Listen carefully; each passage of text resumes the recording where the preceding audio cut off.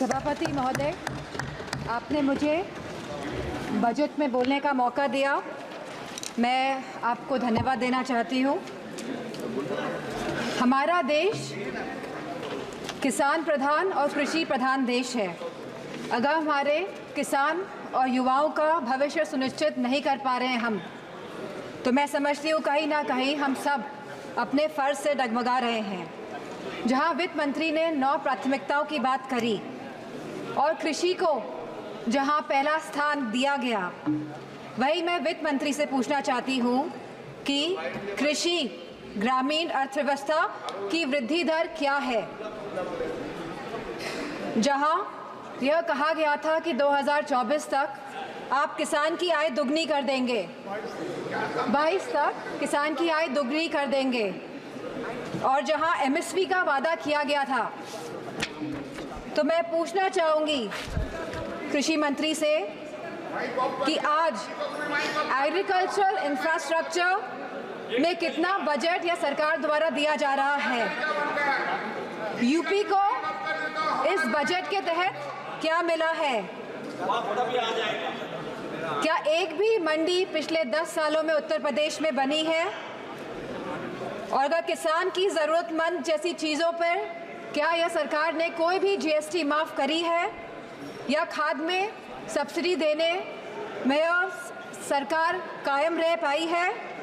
और जहां खुद प्रधानमंत्री आए थे उत्तर प्रदेश में विधानसभा चुनाव में, और उन्होंने वादा किया था उत्तर प्रदेश की जनता को, उत्तर प्रदेश के लोगों को, कि वो आवारा मवेशियों की समस्या से किसानों को हल दिलाएंगे, निजात दिलाएंगे।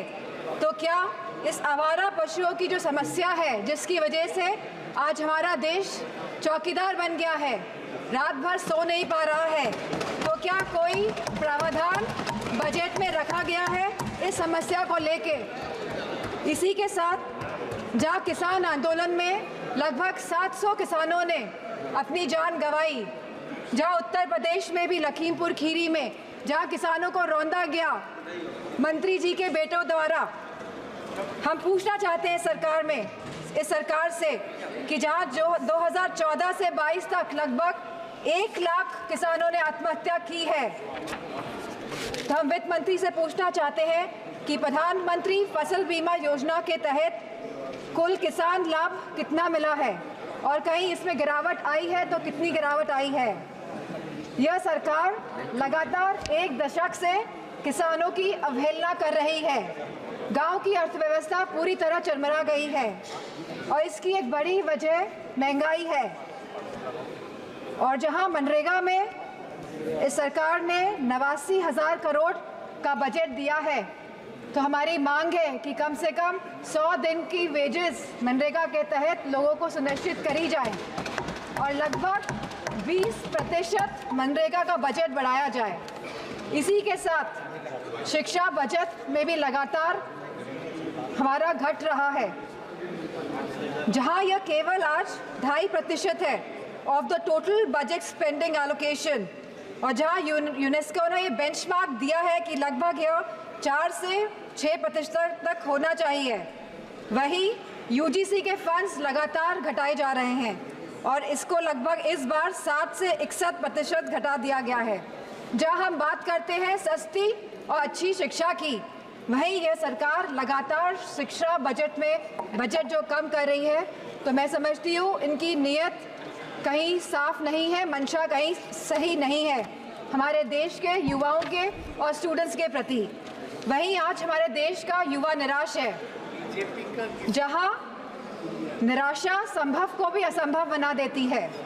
तो मैं समझती हूँ जो वादे किए गए थे, जो रोजगार को लेके, सरकार पूरी तरह इसमें विफल रही है, और लगातार बेरोजगारी दर बढ़ रहा है। जहां आज ये बेरोजगारी दर 9.2% है, और जहां महिलाओं का बेरोजगारी दर 18.5% है। तो मैं समझती हूँ लगातार युवाओं का मनोबल गिराने का काम इस सरकार ने किया है, और अग्निवीर जैसी योजना ला के इस सरकार ने नौजवानों का, युवाओं का, इस देश की प्रतिष्ठा का सम्मान गिराने का काम किया है। जो सरकार सोशल जस्टिस की बात करती है, लेकिन आज भी यह सरकार जातिगत जनगणना से अपना मुंह मोड़ रही है, जहां अनुसूचित जाति जनजाति पर होने वाले अपराध लगातार बढ़ रहे हैं और उत्तर प्रदेश में यह अपराध नंबर 1 पे है। और साथ ही महिलाओं के साथ जघन्य अपराध लगातार बढ़ रहे हैं। उत्तर प्रदेश आज इसमें भी टॉप लिस्ट पर है।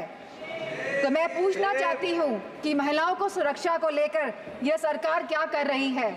और जहां उत्तर प्रदेश में समाजवादी पार्टी की सरकार ने 1090 जैसी सेवाएं चलाकर हमने अपनी माताओं, बहनों, बेटियों को सम्मान दिलाने का, उनका हक दिलाने का काम किया था, तो इस बजट में क्या प्रावधान रखा गया है महिलाओं की सुरक्षा को लेकर। वहीं आज अगर स्वास्थ्य की बात करें तो लगभग 1.9% ऑफ जीडीपी आज का खर्चा ये बजट दे रही है स्वास्थ्य के लिए। स्पीकर महोदय, there is no focus agenda for the healthcare of the country. Irrespective of the fact we are speaking about India being the 1st largest economy and moving towards the 3rd largest economy. And if we see the fast growing population of the country, so 1.9% of the budget is very less for the health services of the country. Sir, decision to exempt 3 cancer drugs is a welcome move by the finance minister, but it is a very small step in the right direction. Sir, ma'am, हमारे उत्तर प्रदेश में लखनऊ में एक cancer institute जिसमें लगभग 1000 करोड़ रुपए लगे हैं वो तैयार है, लेकिन ना केंद्र की सरकार ना स्टेट की सरकार ये सुनिश्चित कर रही है कि सुचारू रूप से वो कैंसर इंस्टीट्यूट चल सके, क्योंकि कैंसर के केसेस लगातार देश में बढ़ रहे हैं। और मेरा मानना है कि अगर ये कैंसर इंस्टीट्यूट सही ढंग से सरकार चला लेती है तो सस्ता इलाज हम अपने देशवासियों को दे पाएंगे।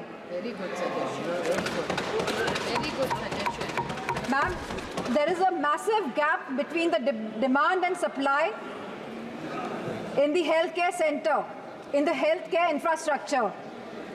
The doctors, the nurses, the technicians, इन सब की बहुत भारी कमी है। और जो बड़े बड़े वादे कर रहे हैं और जो बड़ी बड़ी बातें कर रहे हैं कि हमने बहुत बड़े बड़े एम्स बना लिए हैं, मेडिकल कॉलेजेस बना लिए हैं, लेकिन 100% तरीके से कोई भी मेडिकल कॉलेज या एम्स सुचारू रूप से प्रदेश में नहीं चल पा रहे हैं, क्योंकि भारी डॉक्टर्स की कमी है, नर्सेस की कमी है, टेक्नीशियंस की कमी है।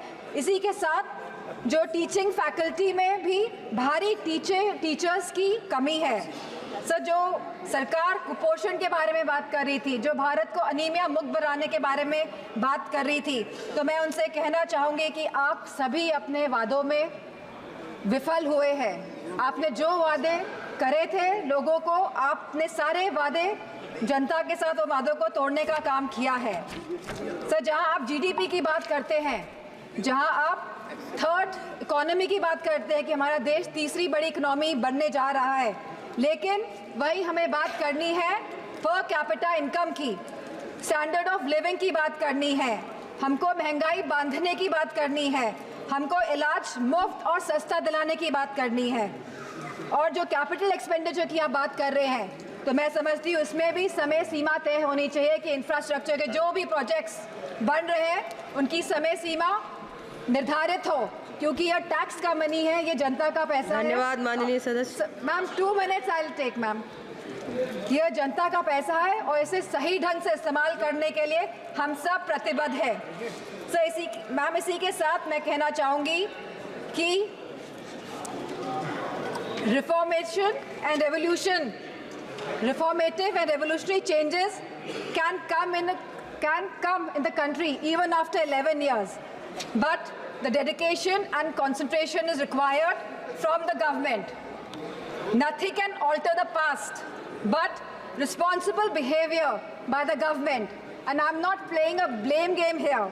I'm saying a responsible behavior is the behavior in which we are responding to the present situation. And if the government plays a responsible behavior, then formative changes can come in the country. Thank you, Speaker. Ma'am.